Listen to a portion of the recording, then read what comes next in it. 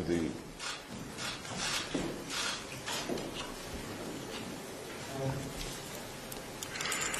EU. Good afternoon, ladies and gentlemen.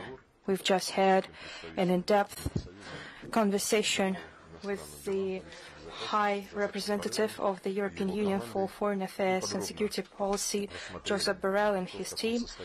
We have reviewed in detail the status of Russia-EU relations. It's true that these relations go through difficult times due to restrictions, unilateral and illegitimate restrictions that the European Union have imposed under false pretenses, as we have just said. But it's important that both parties have shown their interest to support channels of dialogue, particularly on those issues where we have diverging views, and there are many issues like that. Also, we expressed our willingness to have cooperation that is mutually beneficial for us and is mutually interesting for us.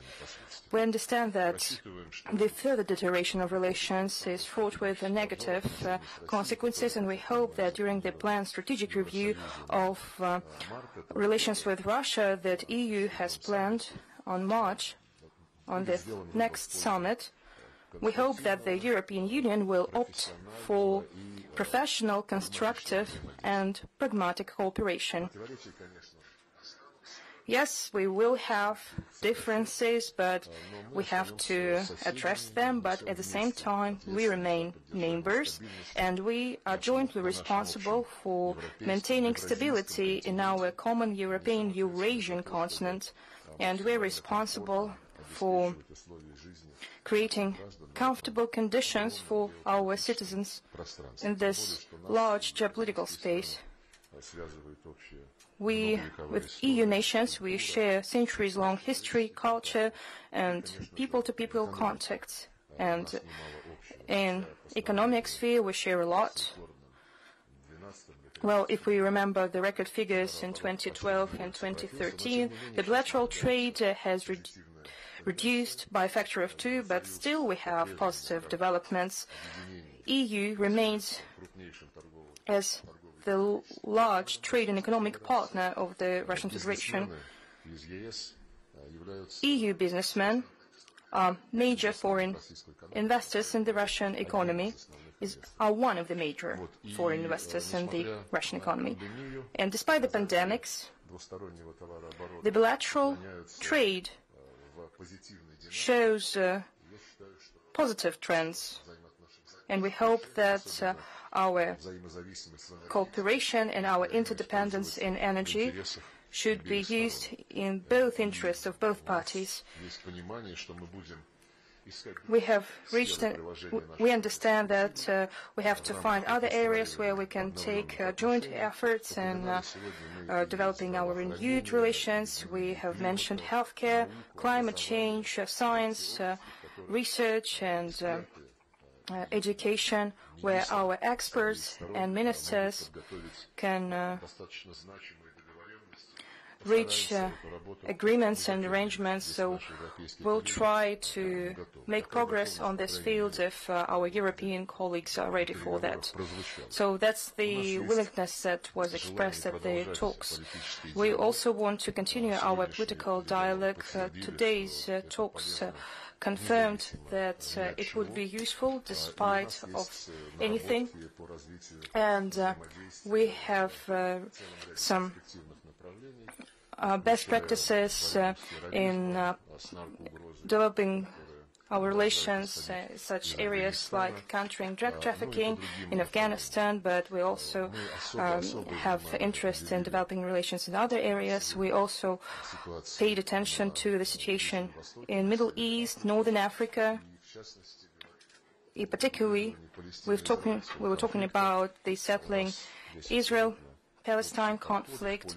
Here we have joint views that the Middle East Quartet should continue its work since, as we understand, the new U.S. administration supports it.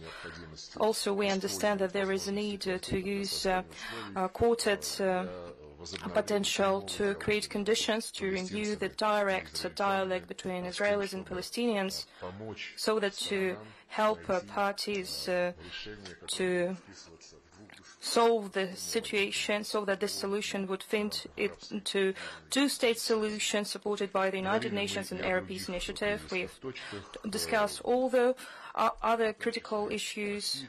We've discussed Syria, Libya, and we understand that the instability there continues to influence the situation in Europe, particularly in the context of migrants, influx of refugees that go to EU member states, and we understand that here we should work on these issues and to address all the problems, but here we should understand what happened before, because we understand that there would be less problems if at that time many Western states refrained from geopolitical schemes in Middle East and Northern Africa. We'll continue our joint work in implementing the joint comprehensive plan of action to address the situation with the Iranian nuclear program. Right now, we are at a critical juncture, and we hope that the new U.S. administration, as the country that was involved in the talks and adopted JCPOA, we hope that they will return to this key international document that was recognized as an achievement of international diplomacy and has become an example of the efforts that we could undertake to reduce tensions in different regions, and it happened to strengthen the non-proliferation regime. We're also ready to cooperate on other conflict situations, on regional agenda, and we will continue to inform each other about EU and Russian approaches. I would like to express our regrets that during the pandemic, where it seems that we should be united and show solidarity to each other, certain forces, so to say, in the European Union took advantage of the pandemic and they accused Russia of disinformation. I believe that through its action, Russia proved that it's ready to help all interested parties, including European partners, in fighting this dangerous virus. So if we truly want to stop this information wars, information rumors, I think that together with the EU we need to establish another channel of dialogue so that we could start talking about disinformation with facts, and we could address all our concerns at the professional level. So this is our proposal, and it remains effective.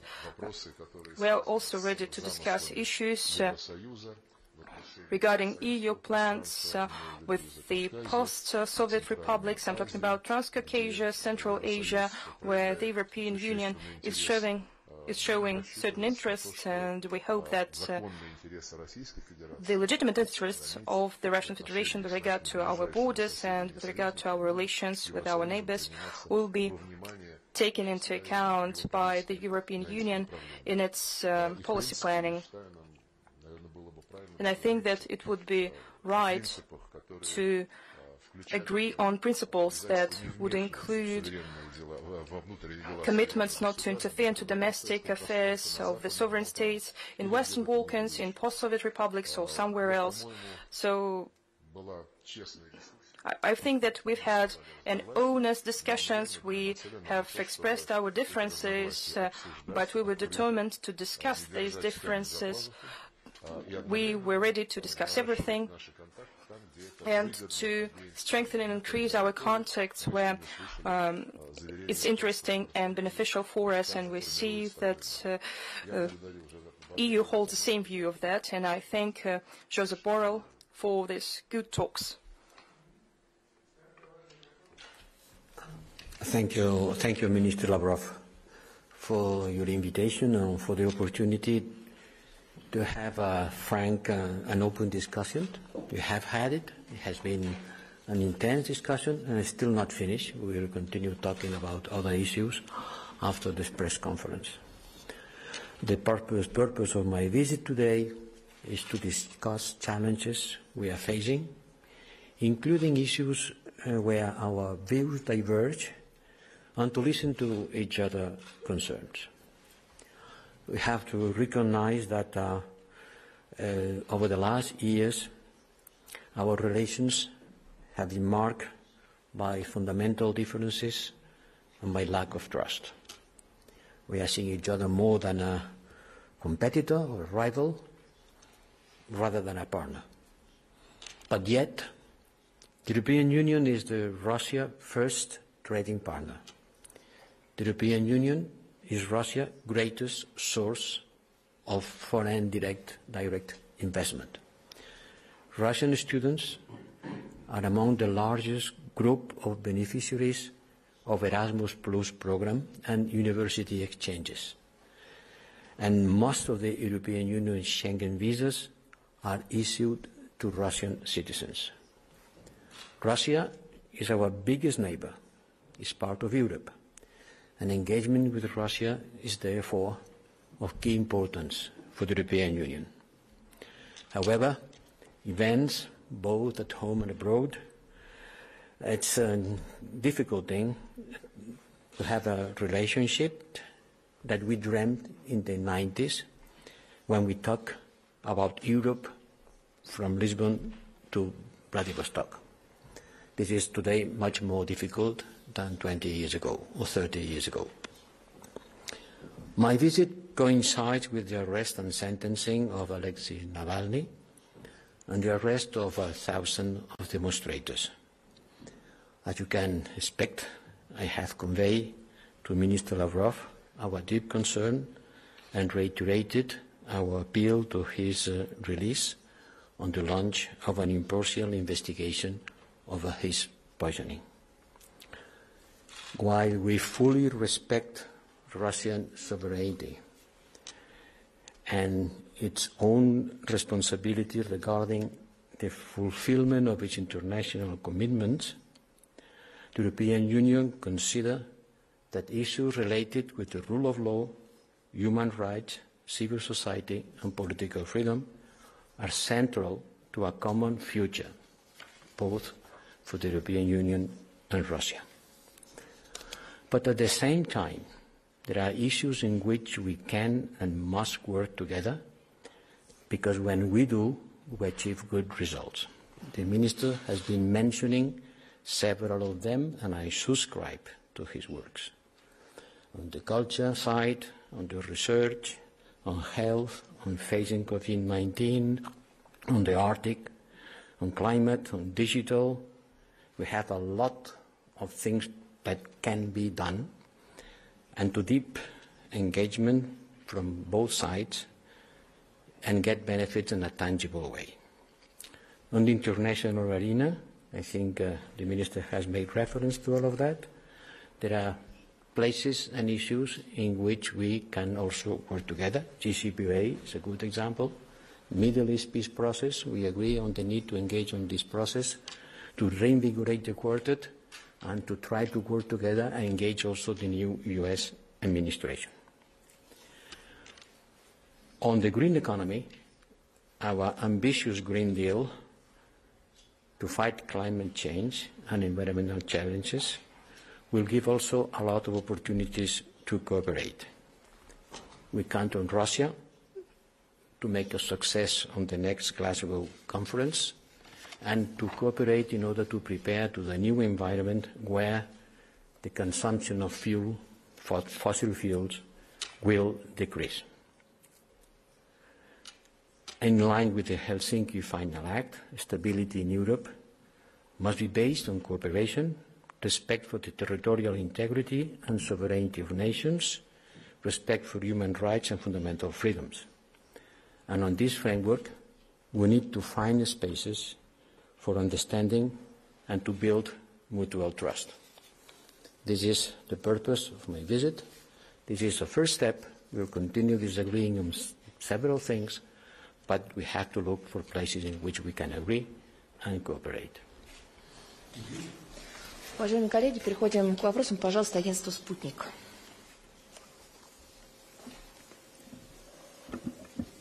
It's time for questions. Sputnik, please. Добрый день, Андрей Старков. Hello, Andrei Starkov, Sputnik Agency.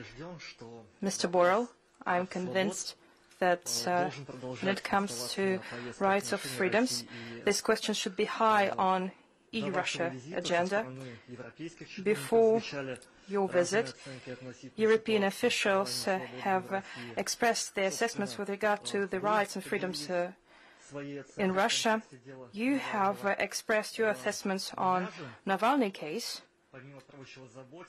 but I am concerned by rights and freedoms situation in the EU countries. I will elaborate. On December 3rd, my colleagues, 7 colleagues, were arrested in Latvia. They were searched and they faced criminal charges and they might be sent to prison. They faced criminal charges, particularly they have violated sanctions of the European Union imposed on Russia. And those journalists worked with Balt News, Sputnik. They worked with Russia Today outlets that are not covered by EU sanctions, and these journalists are not added to any sanctions lists. I believe that this constitutes a violation of the human rights and freedoms. It violates the right of Latvians to access information and the right of journalists to carry out their work. We have seen that similar actions have been taken by Ukrainian authorities where they have blocked 3 TV channels. Mr. Borrell, could you say, are you ready to use your political authority and administrative will so that to sort out the situation with Latvian journalists and the situation with the Ukrainian journalists,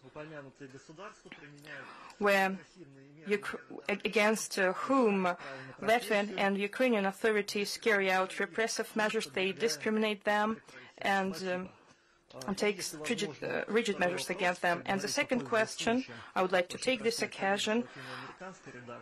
Latin American colleagues asked me to ask that the 3rd session of EU-Cuba Joint Council took place, and you co-chaired that event. What is your current assessment of the current status of dialogue between Europe and Cuba? And do you believe that this format can give impulse to reducing tensions between Havana and Washington? And I have the same question for Sergey Lavrov. What is your assessment of the EU policy with regard to Cuba?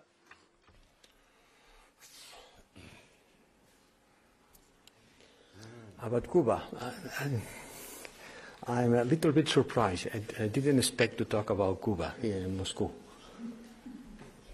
But I can say nothing to hide on the EU-Cuba relations.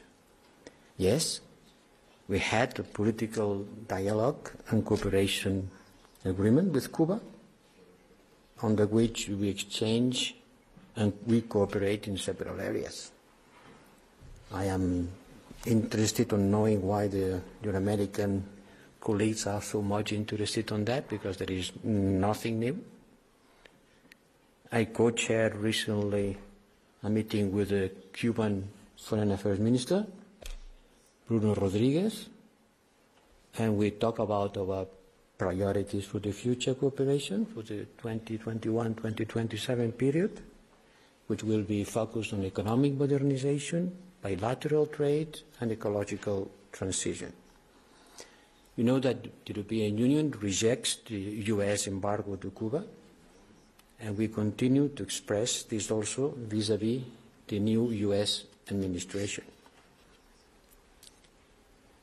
And I think there is nothing more that I can say about that. We expect the US administration to review its position with respect to Cuba, and we continue on the framework of our political dialogue to cooperate on several issues, as I mentioned.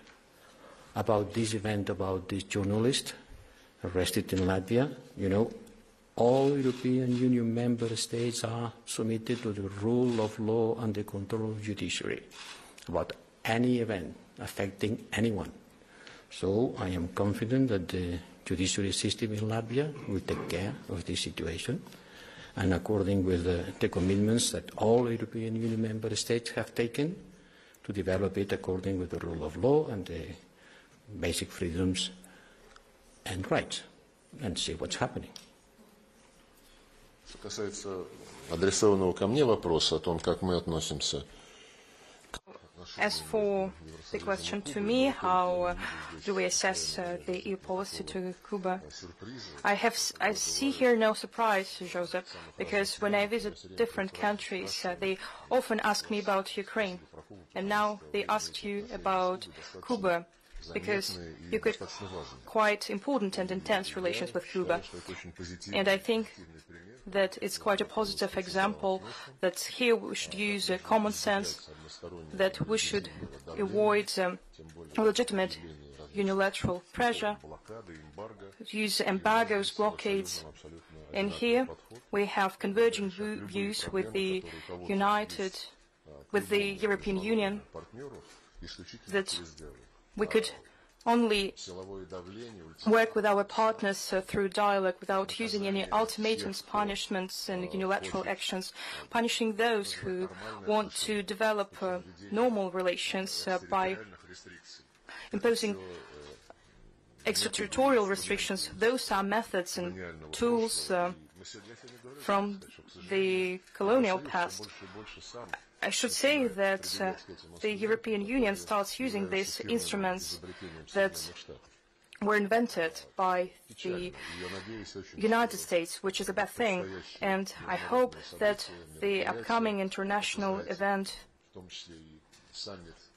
as you know, the UN Security Council Permanent Members Summit, yesterday President Macron has supported such initiative and other conferences. I think that at this event it would be important to understand, to sort out what world are we trying to build, multipolar world that will truly ensure equality of all key actors, including the European Union, or multipolar by its name, multilateral world, that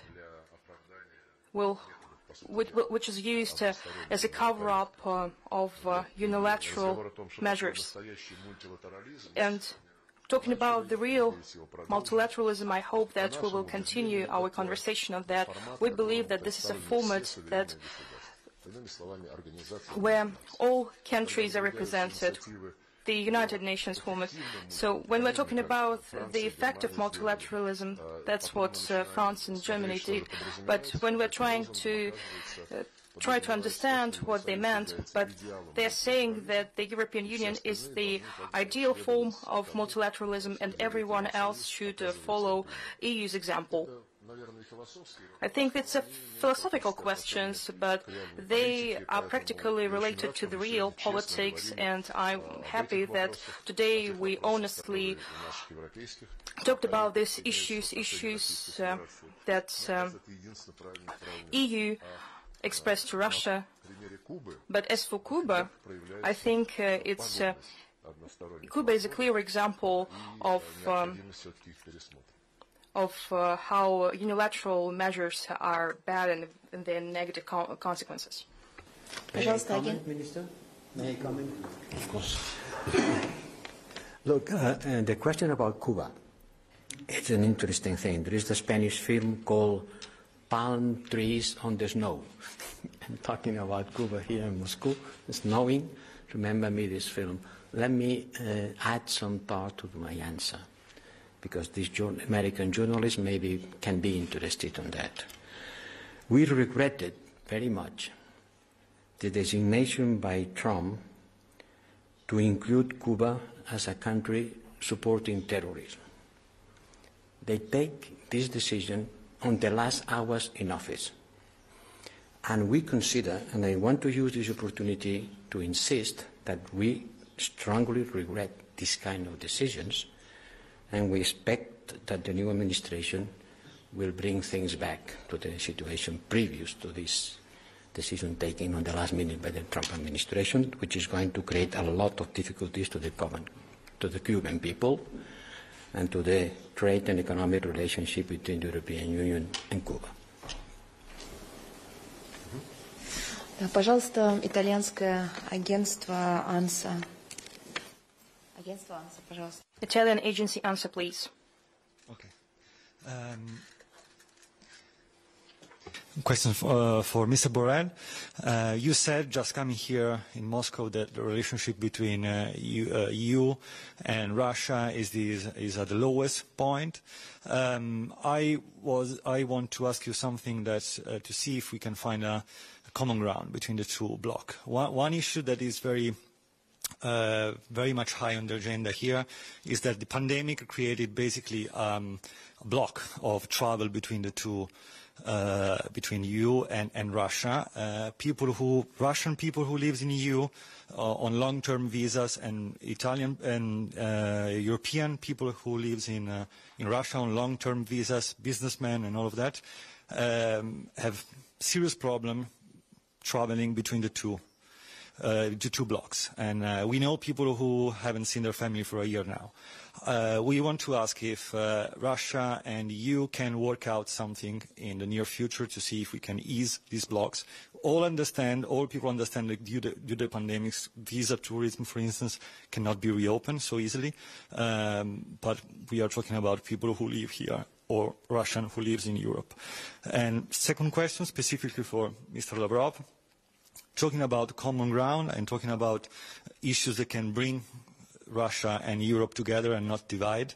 Do you see that Sputnik vaccine may be a tool that in the end bring Russia and Europe closer, or could be actually the opposite, another tool that brings the two blocs in a different position?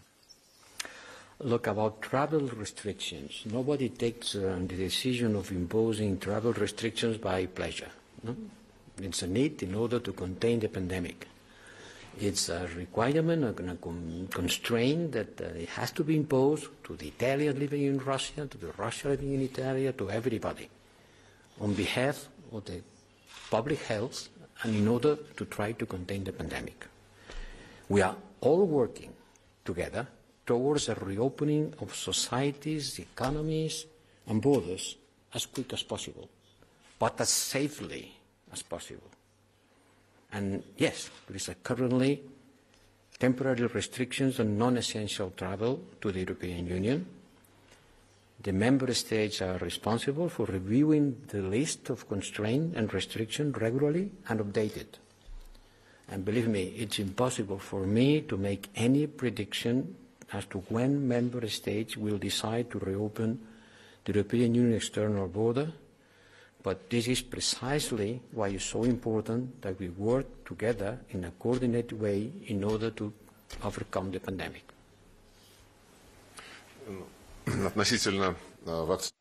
As for Sputnik vaccine,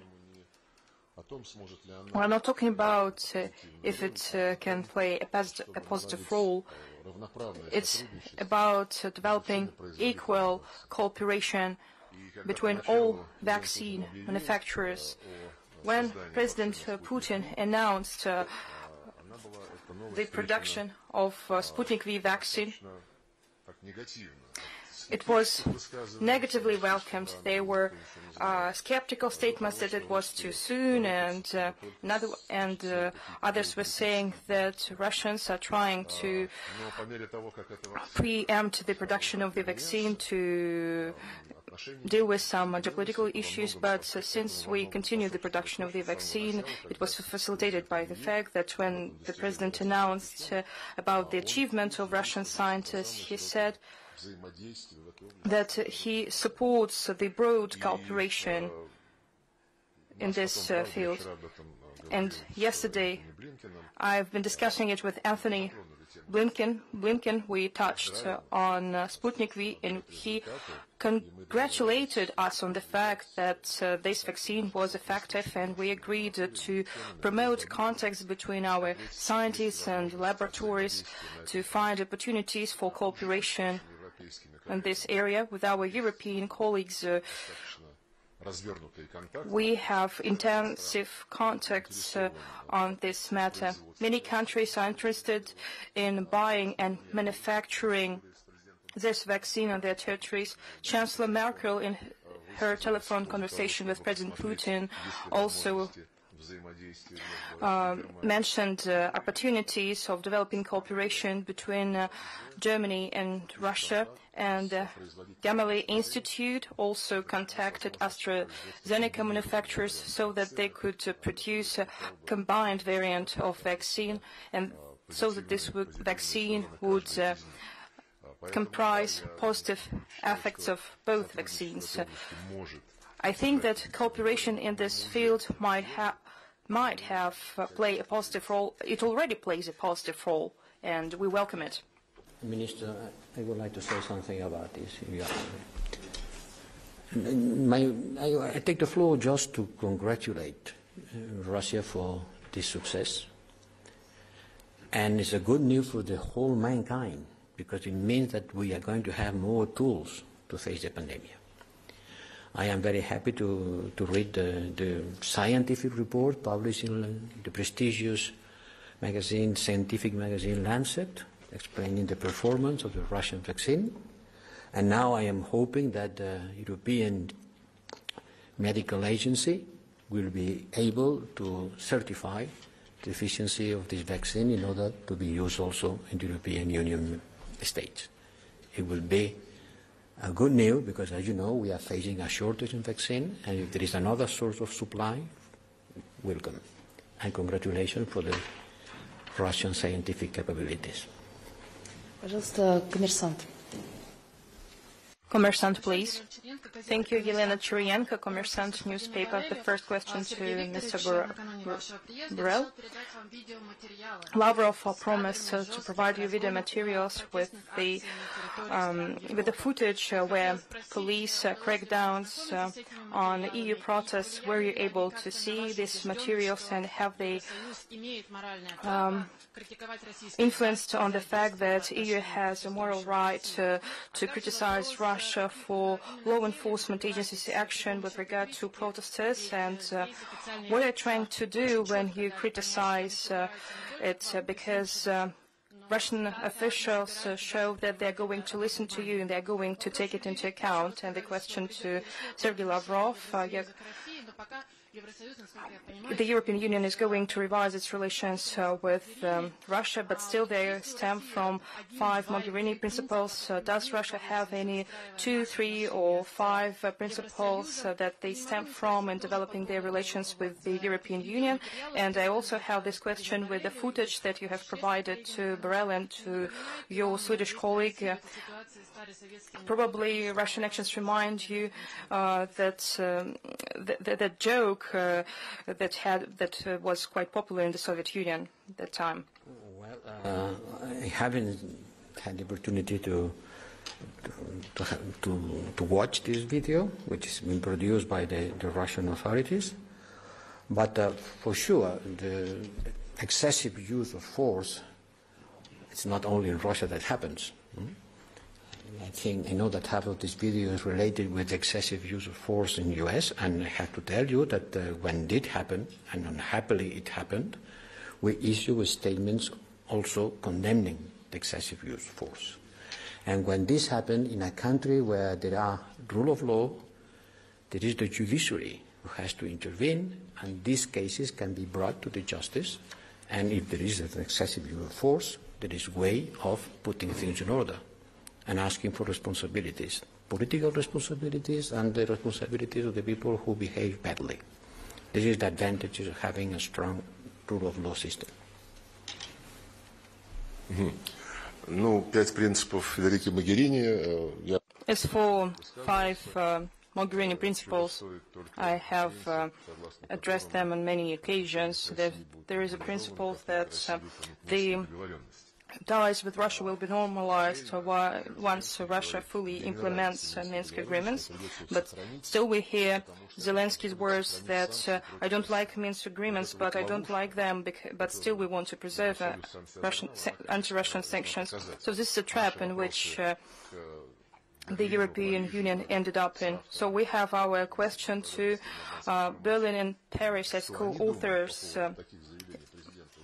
of the Minsk agreements. What do they think about this statement of the Ukrainian president that they want to preserve the Minsk agreements, but just because they want to preserve the anti-Russian sanctions? I understand why, because for anyone here, even for the layman, it's understandable that all these artificial conditions that were added to the 5 Mogherini principles, it's the price for the fact that the European Union is ready for the selective engagement with the Russian Federation. So I wouldn't like to invent our mutual reciprocative principles, but I would offer you to follow the international law, norms and principles of the UN Charter, norms and principles of the Helsinki Final Act and other OSCE high-level documents that include the respect for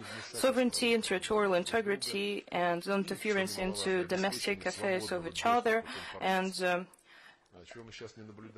ensuring access to information. That's what we not see in the territories of the EU countries, as well as equitable dialogue, mutual respect, and the balance of mutual interests. I'm not sure that we can make a list out of them, but it will not change anything. These are the principles for the result-oriented dialogue. It's not designed for seeking opportunistic goals. And talking about the interdependence, you remember the Soviet joke that you are hanging the blacks. This was just a joke. This was just a reference to the reciprocity principle.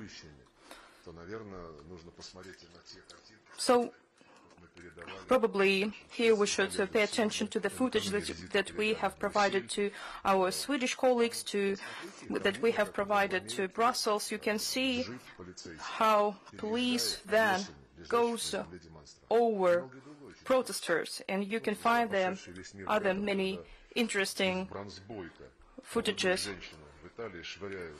We see that in Italy they use a water cannon against a woman, and she is standing there in blood, and they do nothing. Russian journalists were also attacked. And as for the Russian situation,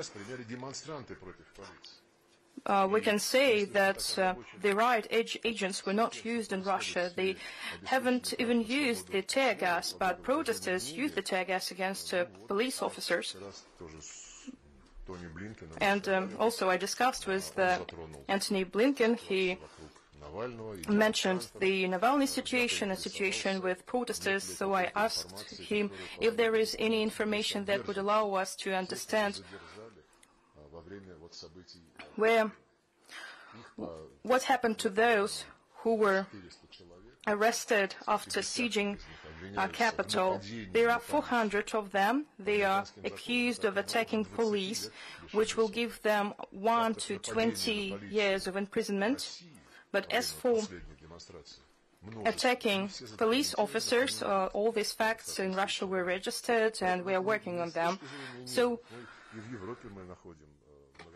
we see many situations in Europe when courts are suspected of taking politically motivated decisions.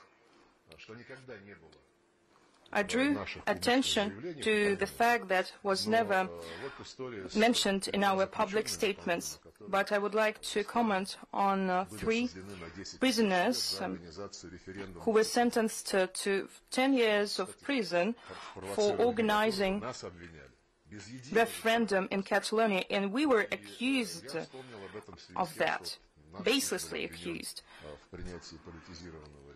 And at that time, as for those 3 Catalonians, judicial authorities of Germany and Belgium called on Spanish authorities to cancel these politically motivated decisions, and Spanish authorities replied that they have their own judiciary system and don't doubt decisions that our judiciary system takes. That's what we want from the West in terms of reciprocative measures. But as for transparency in our relations, we have discussed in great detail the issue that the European Union is trying to put on the shelf. I'm talking about establishing the truth with regard to what happened to Navalny, when it happened and where it happened. I have repeatedly told you that doctors, civilian doctors of Russia and Germany haven't found what have been found in his body. It was found only by German military doctors, which is quite telling. And our numerous attempts to receive results of his tests. Germany, France, and PCW haven't provided us any replies.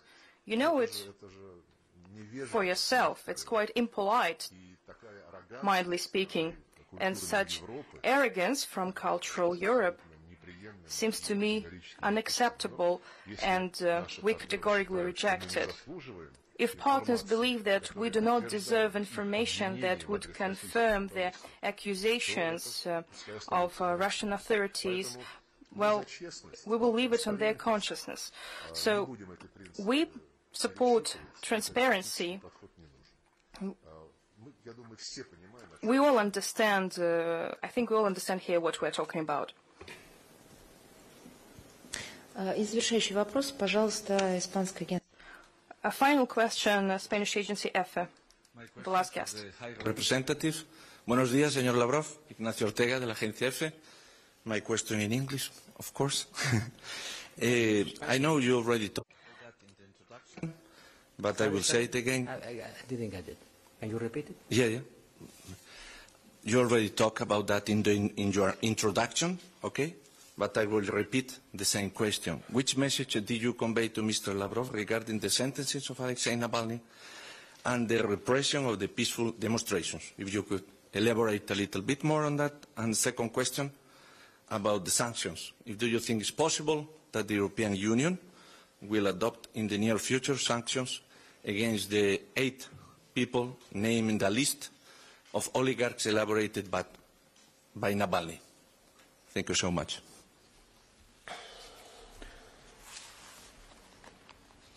Well, I can only repeat what I already said in my first words. For sure, we have been talking about the case of Navalny and the people arrested on the demonstrations. And I have conveyed to the Minister Lavrov our deep concern and reiterated our appeal to the release of Navalny and an impartial investigation over his poisoning. That's what I said at the beginning. And that's what I am repeating at your request. I think that a fully and transparent investigation could help in order to clarify what has happening with this attempt of poisoning Mr. Navalny. But frankly speaking, you can repeat it 2, 3, 4 times, as many times as you want, but the issue is the same. And about further sanctions, there is no proposal by the time being by any member state. discussion will continue on the next Foreign Affairs Council of Ministers, and also the European Union leaders will have in March an important monographic discussion about the relationship between the European Union and Russia. And my visit here is part of the preparation of this debate. And it's very important that we clarify what do we want to do with our relations. Together today with the Minister, we have identified some fields in which we can cooperate in spite of the differences and disagreements in others, both bilaterally and in the international arena. And I think it is important to mark that this willing of cooperation stay here in spite of the disagreements that we have in very important issues about which we also have to talk. Ну, я тоже уже касался этой проблемы. I have touched on this issue too, so I will be brief in my comment. I'm talking about Navalny protests and the way how this information is covered in media outlets with regard to what happens in on the West, double standards policy.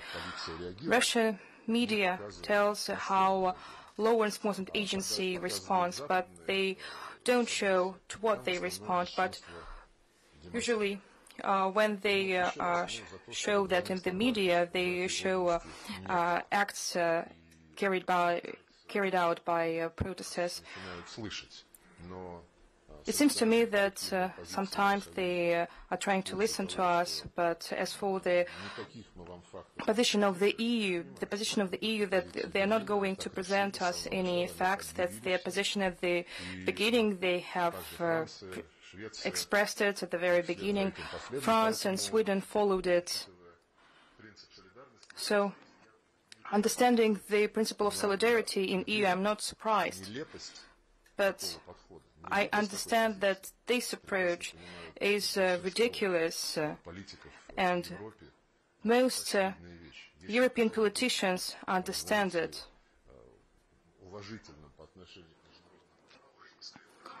If we are trying to be respectful to the international law, Rome law that is preserved in Europe, is used in Europe, and the law says that it's the defendant that should prove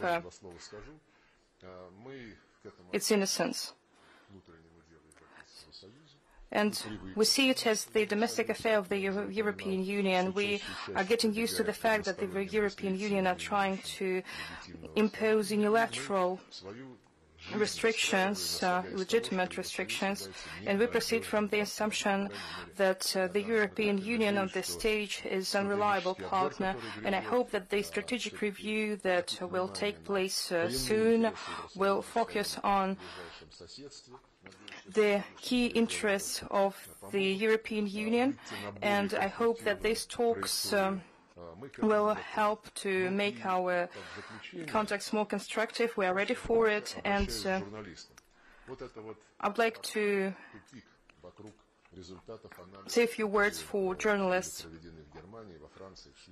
Those statements made by Germany, France and Sweden, the journalists usually stick to all this news, and they're trying to make them specifically relevant in their articles, and they pose questions to their politicians. I just don't understand reasons, and I hope that the curiosity and of journalists will prevail. Maybe you will carry out a journalist investigation, journalist research, to be exact. Is there any other situation in Europe when politicians or candidates require from foreign states to impose sanctions against their own country? I thought that if journalists are trying to carry out this research, it will be very interesting for everyone. And I would like also to say a few words with regard to what Mr. Borrell said. Don't forget, we understand that what media tells right now, that it's difficult to sell good news. The world needs scandals, but still we have interesting areas of discussion: education, research, climate change. These are the key interests of neighboring actors in the Eurasian continent, and we will strive to make agreements in this area so that we will create comfortable conditions for our citizens. I would like to thank Mr. Borrell and his team and you journalists for taking part in this press conference. Thank you. This is the end of the press conference.